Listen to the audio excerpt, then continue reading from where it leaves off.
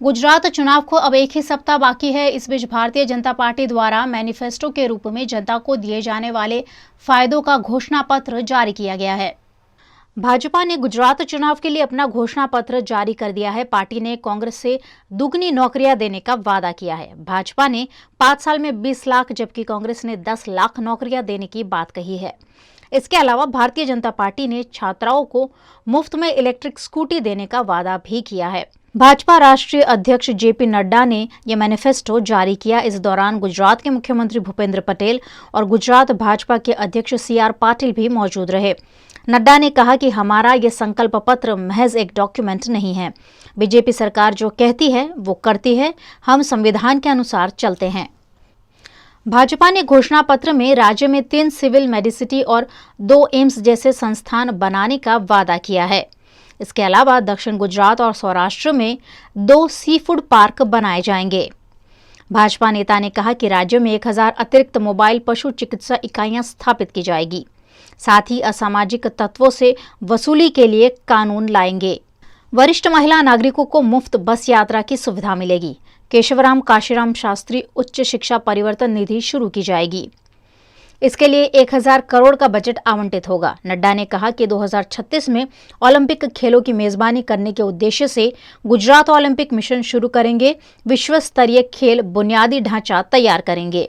गुजरात भाजपा अध्यक्ष पाटिल ने कहा कि घोषणा पत्र तैयार करने के लिए गुजरात के 1 करोड़ से ज्यादा लोगों से राय ली गई। इसके लिए व्हाट्सएप नंबर भी जारी किया गया है। युवाओं से भी संपर्क किया गया। भारतीय जनता पार्टी का पहला संकल्प है कि हम 10,000 करोड़ रुपए गुजरात कृषि इंफ्रास्ट्रक्चर कोष के तहत हम खेदूत मंडीज, मॉडर्न APMC, सॉर्टिंग और grading units, cold chains, warehouses और प्राइमरी प्रोसेसिंग सेंटर्स, यानी किसानों के दृष्टि से उनकी मार्केटिंग के इंफ्रास्ट्रक्चर पर 10,000 करोड़ रुपए खर्च करने वाले हैं। हमारा दूसरा संकल्प है कि हम 25,000 करोड़ रुपए खर्च करके इरिगेशन की फैसिलिटी को, सिंचाई की फैसिलिटी को सुजलाम सुफलाम और सौनी योजना के तहत हम लगभग इसको आगे बढ़ाने में पूरे का पूरा योगदान करेंगे।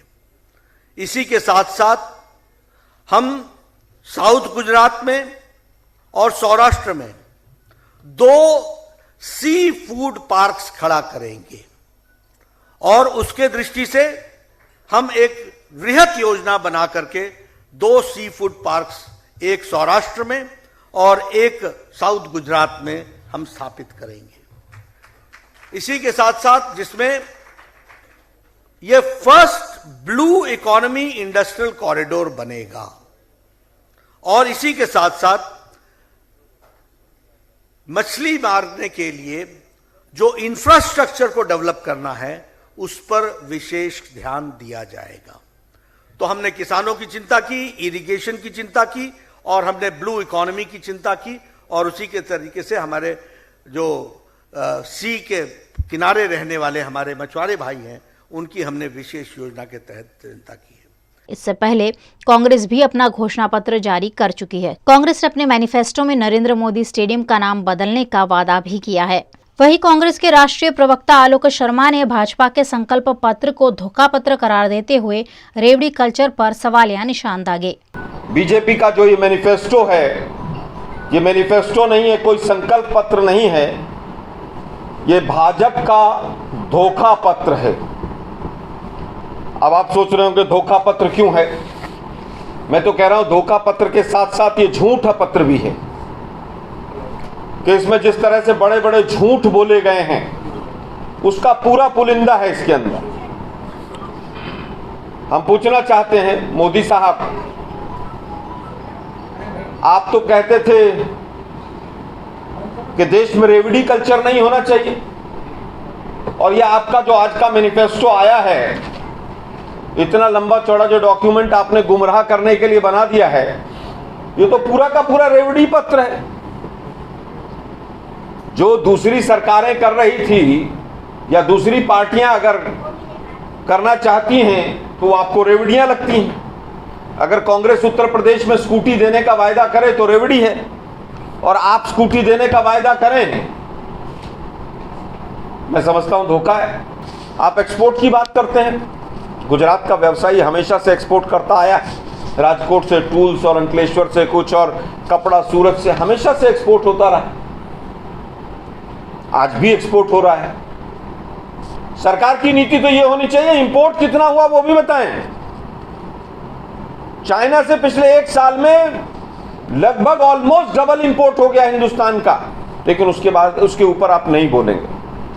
अब हम सिलसिलेवार चलते हैं एक एक विषय के ऊपर। सबसे पहले शिक्षा। हमने कहा यूजी से पीजी तक शिक्षा मुफ्त देंगे। इन्होंने नकल तो कर ली, पर ये भूल गए कि पिछले मैनिफेस्टो में भी यही लिखा था इन्होंने कि हम लड़कियों को फ्री शिक्षा देंगे। तो भाई कितने लड़कियों के स्कूल खोले? हमारे पास तो जो आंकड़ा है उसमें यह है कि 6000 से ज्यादा स्कूल आपने बंद कर दिए। हमने कहा कि अंग्रेजी माध्यम स्कूल खोलेंगे 3000, आपने कहा 20,000 स्कूलों का अपग्रेडेशन करेंगे। 20,000 स्कूलों का अपग्रेडेशन होगा, हम उस पर 10,000 करोड़ रुपए खर्च करेंगे। हमने कैलकुलेट किया कि 20,000 स्कूलों पे अगर 10,000 करोड़ है तो एक स्कूल पे कितना आएगा? अगर एडमिनिस्ट्रेटिव एक्सपेंसेस घटा दे तो 6 लाख रुपए आता है। भाजपा वालों से पूछिए, 6 लाख में तो 1 से 1.5 कमरा बनता है भाई। आप स्कूल का अपग्रेडेशन कर देंगे। आप कह रहे हैं कि धोखा पत्र, जो क्यों कह रही है कांग्रेस? हम इसलिए कह रहे हैं कि आप धोखे देते हैं। पिछली बार भी कुछ नहीं किया था, 5 सालों में घोषणा पत्र हमने पूरा पढ़ा, और इस बार का जो घोषणा पत्र है, इनका संकल्प पत्र है, वो संकल्प पत्र नहीं है, वो धोखा पत्र है। कांग्रेस पार्टी आरोप लगाती है, 5 साल पिछले देख लीजिए या 27 साल पिछले देख लीजिए, आपने केवल गुजरात की जनता को चूसने का काम किया है। आपने उनको ना कोई अधिकार देने का काम आगे बढ़े हैं आप, और ना ही आप किसी भी तरह से उनके विकास की सोच रहे हैं। गुजरात की जनता स्वयं समृद्धशाली है, वो अपने आगे बढ़ने के रास्ते ढूंढती है, और आप उस पर कमल का फूल लगाकर ये शो करें कि आपने विकास कर दिया है, तो ये पूरा बड़ा धोखा है। इस धोखा पत्र को कांग्रेस पार्टी सिरे से खारिज करती है कि इस धोखे को गुजरात की जनता स्वीकार नहीं करेगी।